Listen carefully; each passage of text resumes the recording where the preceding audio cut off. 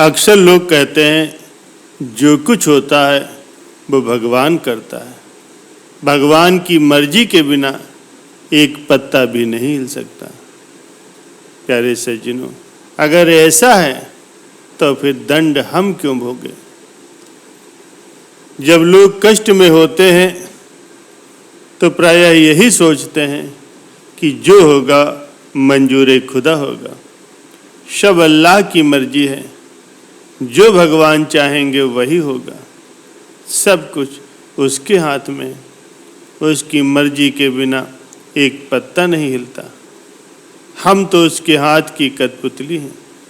वो जैसा करता है हम वैसा ही करते हैं। लोग इस तरह की बातें करते हैं। कुछ लोग तो वेद, गीता, महाभारत आदि को भी नहीं छोड़ते। वो इनका प्रमाण देते हुए कहने लगते हैं कि ये तो सब हमारे ग्रंथों में लिखा है। हुई है सोई जो राम रच राखा, और को कर तर्क बढ़ावे शाखा। अर्थात जो कुछ राम ने रच रखा है वही होगा, तर्क करके इसका विस्तार कौन करे। भगवान जीव को शुभ कर्म करवाते हैं जिससे वह ऊपर उठ सके, और भगवान उससे अशुभ कर्म भी करवाते हैं जिससे वो नरक में भी जाए। एक बार भगवान ने अग्नि देवता और वायु देवता के सामने एक तिनका रखा और कहा, इसे जला करके दिखाओ, इसे उड़ा करके दिखाओ। दोनों देवता असमर्थ हो गए। इसका सार यही निकलता है कि भगवान की इच्छा के बिना एक तिनका भी नहीं हिल सकता।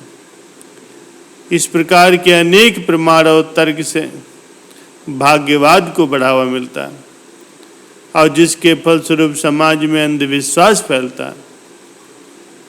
कुछ लोग तो इसे मान करके पुरुषार्थ भी नहीं करना चाहते और भगवान को दोष देते हैं कि उन्होंने मेरे साथ अन्याय क्यों किया। प्यारे सज्जनों, हमारे ग्रंथों में इसके प्रमाण हैं।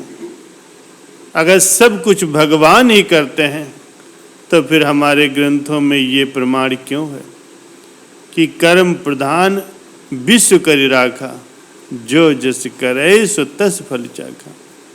अर्थात इस सृष्टि में कर्म को ही प्रधान रखा गया।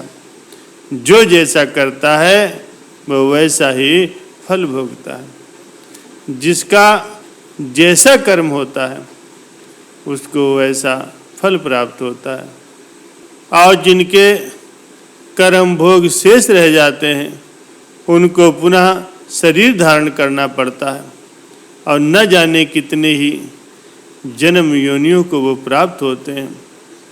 अर्थात ईश्वर ही सबके पूर्व कर्मों के अनुसार प्राणियों के उनके दुख सुख, प्रिय अप्रिय की व्यवस्था करते हैं।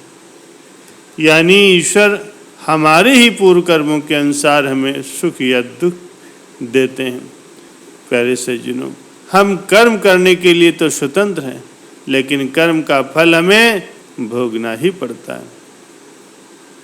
ये जीव अज्ञानी है और अपने सुख दुख के विधान को समझने में असमर्थ है।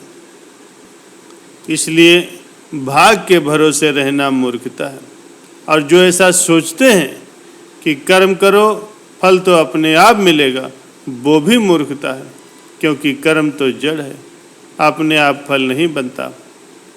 इसलिए भगवान कर्म फल दाता है, जो कर्म के अनुसार फल देते हैं। प्यारे सज्जनों, कर्मों का फल हमारा पीछा कभी नहीं छोड़ता। जाने अनजाने में कितने लोगों के साथ बिना वजह गलत व्यवहार हो जाता है, जिसकी वजह से दूसरे लोग परेशान होते हैं। कितनों का तो बहुत नुकसान भी हो जाता है। हमें इसका अंदाज़ा नहीं होता, क्योंकि हम तो अपनी मस्ती में जीते हैं, लेकिन ईश्वर सब देखता है। अब वो हमारे कर्मों का फल किसी न किसी तरीके से हमें जरूर देता है।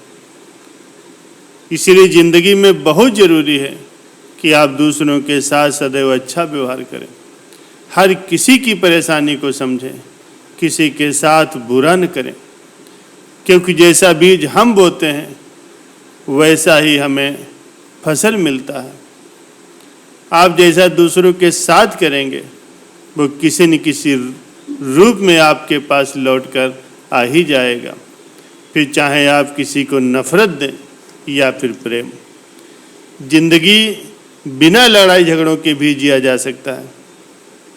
किसी को गुस्से से समझाने से बेहतर है कि आप उस बात को प्यार से समझें। हमेशा याद रखें कि अच्छे कर्मों से ही इंसान महान बनता है। अब अच्छे कर्म करने के लिए हमें किसी ट्रेनिंग की जरूरत नहीं पड़ती, बस हमें अपनी अच्छी सोच और समझ को अच्छा करना होता है। हमें कभी भी अपनी किसी चीज का घमंड नहीं करना चाहिए, न कभी दूसरों को सताना और न ही दूसरों का बुरा करना चाहिए। गीता और रामायण में भी इसी बात पर जोर दिया है। जैसे रावण बहुत ही प्रतापी और बलवान था, लेकिन दूसरे की स्त्री को अपहरण करके लाने के कारण उसका पूरा वंश नष्ट हो गया। धृतराष्ट्र के तो 100 पुत्र थे, एक से बढ़कर एक वीर और महावीर थे। कौरव की सेना विशाल थी। महायोद्धा कोई अजर था, कोई अमर था। किसी को तो इच्छा मृत्यु का वरदान था, फिर भी सभी मारे गए क्योंकि उन्होंने पांडवों के साथ बुरा किया था।